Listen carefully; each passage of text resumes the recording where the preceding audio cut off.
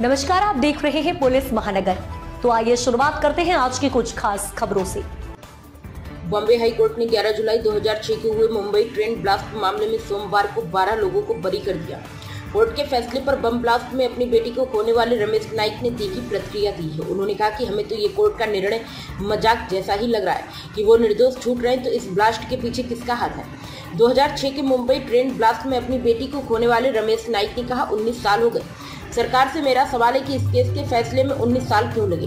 क्या बात है जो इतना समय लग गया। कसाब जैसे केस में 2 साल में ही निर्णय हो गया और फांसी भी दी गई।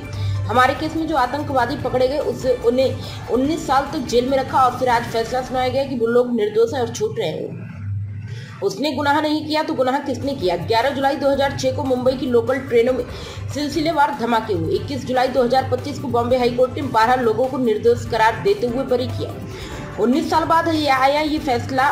11 जुलाई 2006 की शाम को लोकल में महज 11 मिनट के भीतर 7 अलग अलग स्थानों पर हुए बम धमाकों में बम धमाकों में 189 लोगों की जान चली गई थी, जबकि 827 से अधिक यात्री घायल हुए थे।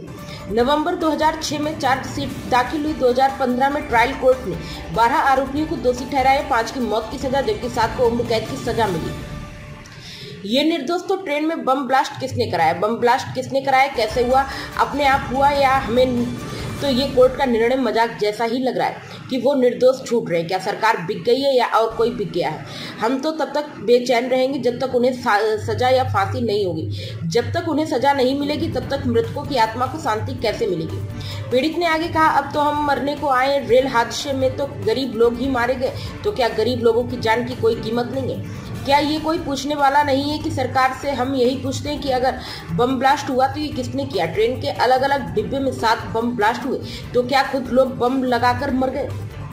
ऐसा लग रहा है कि मरने वालों को गरीबों के साथ सरकार या न्यायालय खिलवाड़ कर रही है। कोर्ट का ये निर्णय सही नहीं है। उन्होंने अब सुप्रीम कोर्ट है, भगवान भी जानते हैं कि किसने ब्लास्ट कराया। अगर ये देश न्यायालय है तो फैसला सही होना चाहिए, सुनवाई सही होनी चाहिए। बम ब्लास्ट के जिम्मेदार लोगों को फांसी होनी चाहिए। 19 साल जेल में रखकर उन्हें पाला पोसा और आज फैसला सुना रहे कि वो निर्दोष है। जब ये निर्दोष है तो 19 साल उन्हें जेल में क्यों रखा और असली दोषी को क्यों नहीं पकड़ा।